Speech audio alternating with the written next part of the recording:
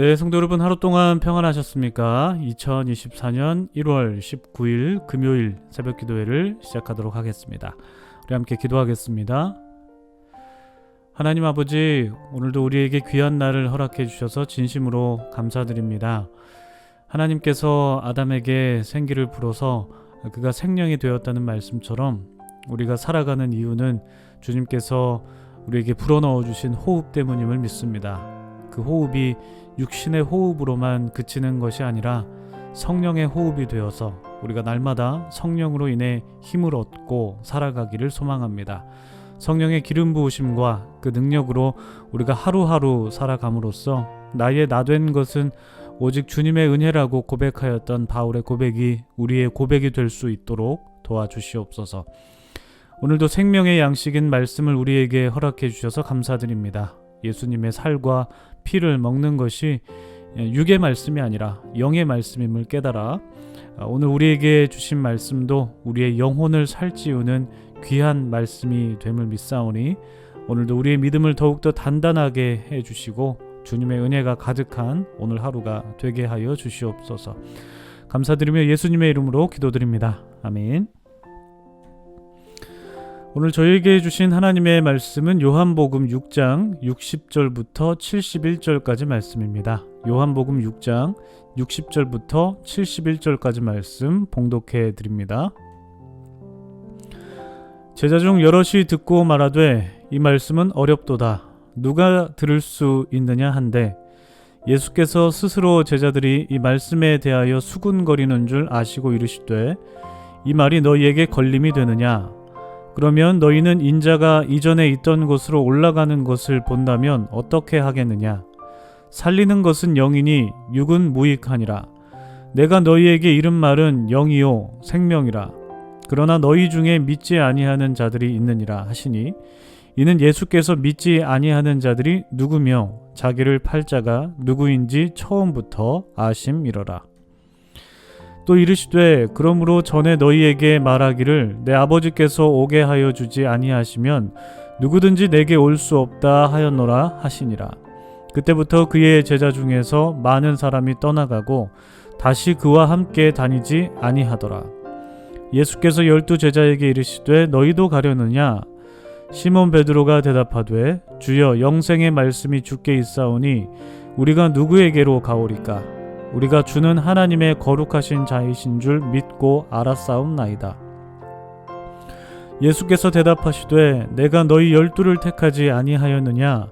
그러나 너희 중에 한 사람은 마귀니라 하시니 이 말씀은 가롯 시몬의 아들 유다를 가리키심이라. 그는 12 중에 하나로 예수를 팔 자러라. 아멘. 네, 참 좋으신 우리 주님의 크신 은총이 우리 사랑하는 토론토 한인장로교회 성도님들과 우리 청년들에게 가득하시기를 주님의 이름으로 축복합니다. 오늘은 우리가 6장 마지막 부분을 나눕니다. 22절부터 진행된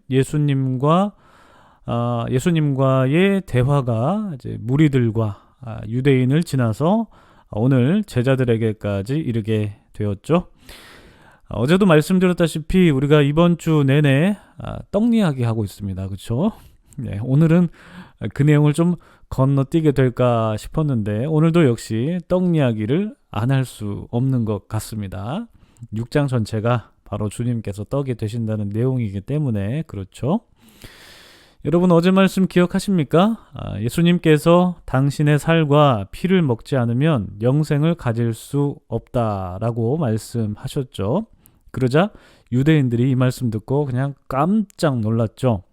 어떻게 사람이 사람의 살과 피를 먹을 수 있단 말인가 하면서 소스라치게 놀라는 장면 우리가 어제 나누었습니다. 이러한 반응이 제자들에게도 있었죠. 오늘 말씀 60절을 한번 보실까요? 보시면요. 제자 중에서 여럿이 듣고 말했습니다. 뭐라고 말했습니까? 그러니까 예수님의 말씀을 듣고 여럿이 말했는데 어떤 말씀이었냐면 예수님 말씀이 너무 어렵다 하는 것입니다. 이해가 안 된다는 거죠. 어떻게 사람의 살과 피를 먹을 수 있을까? 그리고 어떻게 그것이 영생과 연관될 수 있을까? 제자들 역시 예수님의 말씀을 이해하기가 쉽지 않았던 것 같습니다. 사실 우리도 그렇습니다. 생각해보면 교회에 처음 나온 사람이 예를 들어서 성찬식에 참여하는 그 장면을 보게 된다면 아마 이 제자들과 좀 같은 생각을 하게 되지 않을까 싶습니다. 여러분, 우리가 성찬식 할 때 앞에 집례하는 목사가 떡과 잔을 나누면서 이것은 주님의 몸이다, 이것은 주님의 피다 라고 그렇게 고백하지 않습니까? 그러니까 그 멘트를 처음 들은 사람이라면 이게 대체 무슨 말인가, 분명히 뭐 떡 같은 거를 먹고 있는데 몸이라니, 그리고 뭐 포도주나 포도주스 같은 거 먹고 있더니 피라니, 이게 대체 무슨 말인가 싶은 생각을 자연스럽게 할 것 같아요. 그렇죠? 제자들이 딱 그런 느낌을 받았을 것입니다. 대체 예수님의 말씀이 이게 무슨 뜻인지 이해하기가 쉽지 않았던 것 같습니다. 예수님을 따르던 제자들이 오늘 본문 보시면은 12명은 훌쩍 넘은 것 같죠. 누가복음에 따르면 70명이었다고 하는데 아마 그 이상도 될 것 같습니다. 많은 제자들이 예수님을 따랐는데요. 근데 그들 대부분이 예수님의 말씀을 제대로 이해하지 못했다라는 것이죠. 여러분, 생각해보면 상징이라는 것이 사실 그런 것 같아요. 그러니까 예수님께서 말씀하신 그 살과 피라는 것이 사실 상징이지 않습니까? 이 상징은 설명이 덧붙여지지 않으면 그 상징이 무엇을 의미하는지 알 길이 없습니다. 물론 예수님께서 이 상징적으로 말씀하신 살과 피를 잘 해설해 주시긴 하셨지만 그 상징과 해설이 너무나 이제 쇼킹한 것이기 때문에 그 상징이 쇼킹한 것이기 때문에 그 해설을 받아들일 어떤 지적인 능력이라고 해야 될까요? 어떤 뭐 경험이라고 해야 될까요? 이런 게 좀 부족했던 것으로 보입니다. 그도 그럴 것이 어제도 말씀드렸다시피 인육을 먹는 이교도들의 야만적인 행위가 있었다고 하더라도 당시의 철학이라든지 아니면 종교에서 사람의 몸과 피를 먹어야 영생을 얻을 수 있다라는 것은 그 누구도 주장하지 않은, 어느 한 사람도 주장하지 않은 아주 독특한 개념이기 때문입니다. 그래서 이 부분에서 사실 예수님의 유일한, 예수님의 독특성, 이런 것들이 잘 드러나는 것이기도 한데, 아무튼 예수님께서 말씀하신 이 생명의 떡은 당신과 당신의 살과 피를 의미하는 건데, 어제도 말씀드렸지만 중요한 것은 그 떡, 그러니까 예수님의 살과 피, 그 생명의 떡, 그것의 출처입니다. 출처가 어디냐? 출처가 어디였습니까, 여러분? 사람에게서였습니까? 하나님에게서였습니까? 하나님이죠. 그래서 하늘이라는 은유를 사용하면서 예수님께서는 당신은 하늘로부터 왔다, 자기 자신이 어디서 왔는지 해설을 하셨죠. 다시 말해서 예수님은 나는 하나님으로부터 파송받아서 이 땅에 왔고, 그리고 예수님 당신으로 말미암아 사람들이 영생을 얻고 구원을 받을 수 있다라는 것, 그것을 생명의 떡, 그리고 당신의 살과 피라는 이런 상징적인 매개체를 통해서 여러 번 말씀을 해 주셨습니다. 그러나 제자들조차도 이를 이해하지 못하면서 수근수근 이렇게 거리자 예수님께서는 말씀하시죠. 62절 말씀 보시면, 그러면 너희는 인자가 이전에 있던 곳으로 올라가는 것을 본다면 어떻게 하겠느냐. 그러니까 예수님께서 나중에 보여주실 승천에 대해서 미리 말씀을 해주시는 거죠. 자신 있게 이 승천에 대해서 말씀하실 정도로 예수님은 당신께서 하늘에서 오셨다라는 것을 확언하셨습니다. 실제로 예수님께서 하늘에 오르시기까지 제자들은 예수님의 말씀을 온전히 이해하지 못했습니다. 예수님께서 승천하시는 장면을 제자들이 본 후에, 그 후에 예수님의 말씀에 대한 이해가 깊어졌고 그들이 사도로서 복음을 전파하는 삶을 살게 되죠. 그들이 전한 복음의 핵심이 무엇입니까? 바로 예수님의 십자가와 부활인데, 그 십자가와 부활을 이어주는 것이 바로 육적인 것이 아니라 영적인 것이다 라는 것입니다.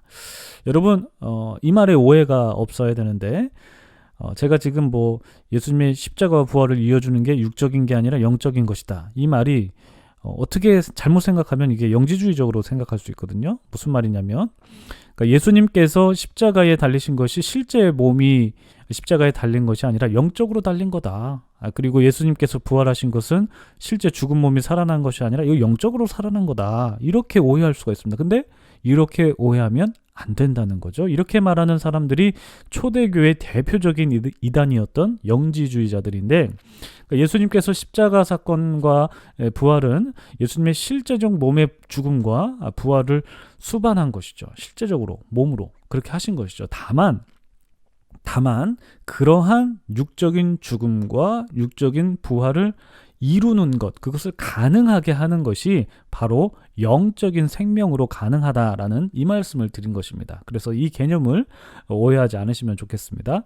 따라서 예수님께서 63절에서 살리는 것은 영이고 육은 무익하다라고 말씀하신 건데, 그러니까 영이 육을 살리고 육을 새롭게 하는 것이지 육이 영을 살리고 새롭게 하는 것이 아니다라는 것이죠. 따라서 예수님의 그 몸과 피도 영적인 개념으로 이해하고 그것이 영생을 주는 하나의 수단이라는 것이라고 이해할 필요가 있다는 것입니다. 다시 말해서 성령의 역사로 예수님의 죽음과 부활 그리고 영생까지도 가능하다라는 것입니다. 예수님 안에서.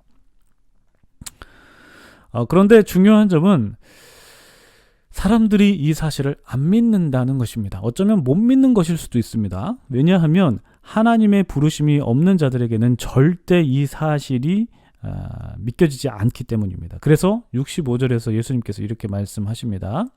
그러므로 전에 너희에게 말하기를 내 아버지께서 오게 하여 주지 아니하시면 누구든지 내게 올 수 없다 하여노라. 즉 하나님의 선택인 거죠. 그러니까 하나님의 선택을 받은 사람이 예수님께로 올 수 있다는 것입니다. 하나님께서 아벨을 선택하셨듯이 그리고 야곱을 선택하셨듯이 하나님께서 이 세상에서 선택하신 분들이 있다는 거고 그들이 예수님께로 올 수 있다는 것입니다.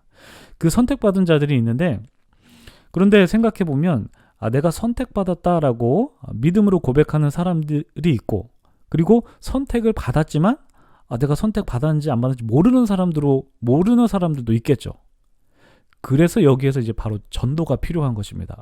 하나님께서 선택하셨기 때문에 전도 필요 없어 이게 아니라 선택을 받았는데 그것을 모르는 사람이 있기 때문에 그것을 우리가 알려줘야 되는 책임이 있어서 전도가 필요하다라는 것이죠. 예수님을 따랐던 많은 제자들이 있었는데 그 제자들 중에는 예수님의 말씀을 듣고 예수님을 더 이상 따르지 않은 자들이 발생했는데 그들은 이제 하나님의 선택을 받지 않은 자들이다 이렇게 볼 수가 있겠죠. 그들은 어쩌면 예수님께서 표적으로 나타내신 그 눈에 보이는 좋아 보이는 것들에만 그러니까 떡 같은 거 좋아 보이는 실제 먹는 거 이런 것들에만 미혹돼서 예수님을 따랐고 예수님 자신을 따르지 않았다라는 것입니다. 그래서 아마 이들 중에는 예수님을 십자가에 못 박으라고 외쳤던 자들이 좀 많지 않았을까 그렇게 추측을 해 봅니다.